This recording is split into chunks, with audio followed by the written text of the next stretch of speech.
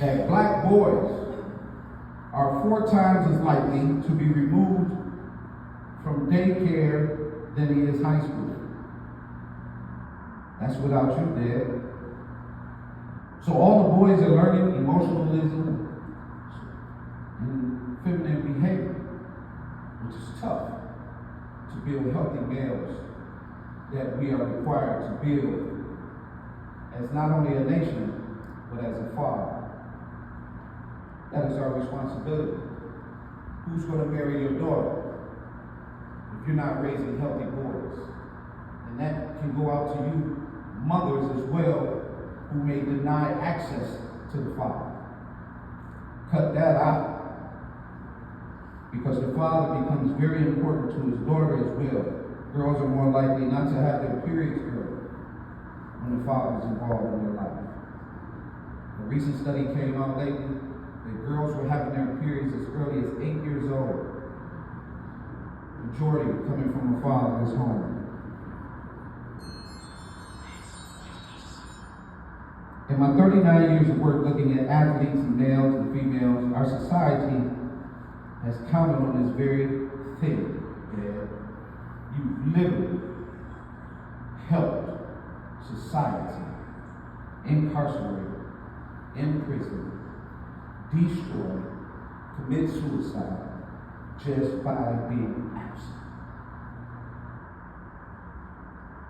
We have a lot of resources out there now, so it's not an excuse.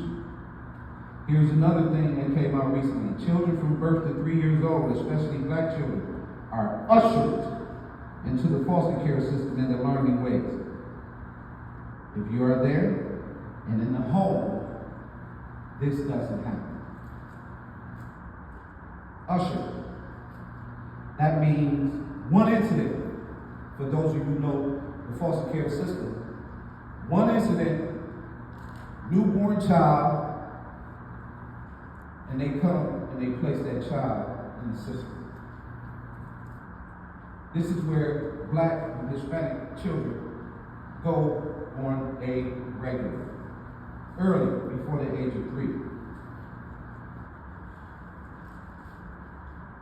I'm kind of laughing on the inside because I've seen this for 39 years. I've seen this literally make a difference in a young child's life. I've seen us not want to be stepdad.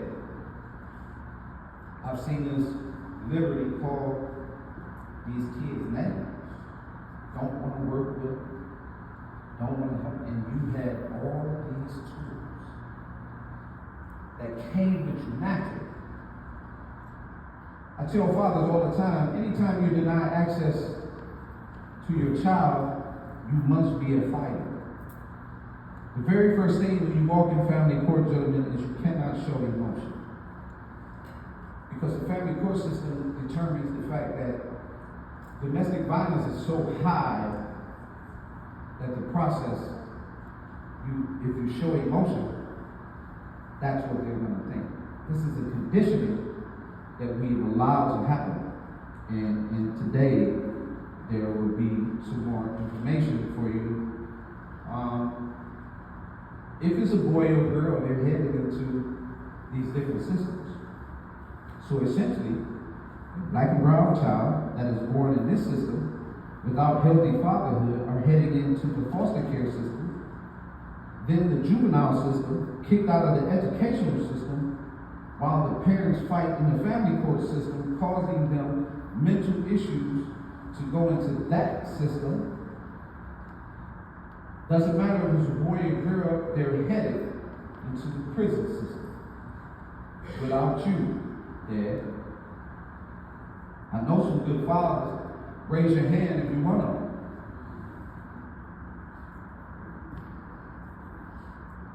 Good. Here's another one. Might be my favorite conversation on fatherhood because I remember sitting in a space, in a place, and I wasn't quite understanding, like, why am I so driven by this fatherhood dynamic?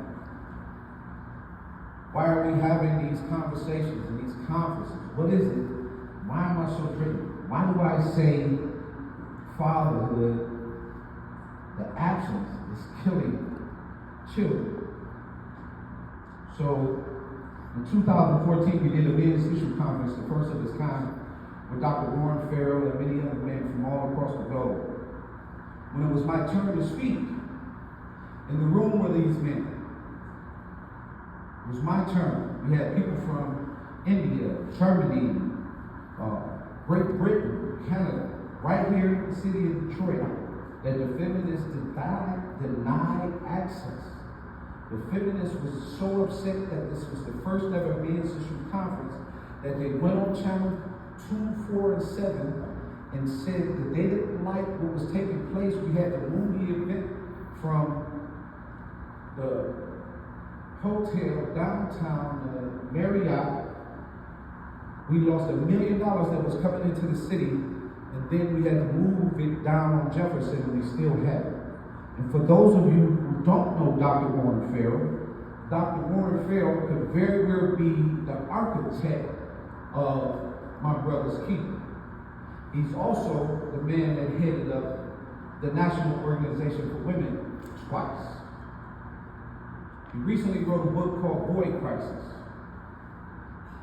In that book, we discovered that it takes 12 mentors to equal one biological father. That the biological father is still the most powerful entity in the family. But here's my conversation. I don't know how many of you know this, but the word is telomeres. Telomeres are the protective caps at the end of each chromosome that's inside of you to help you maintain your DNA after cell division.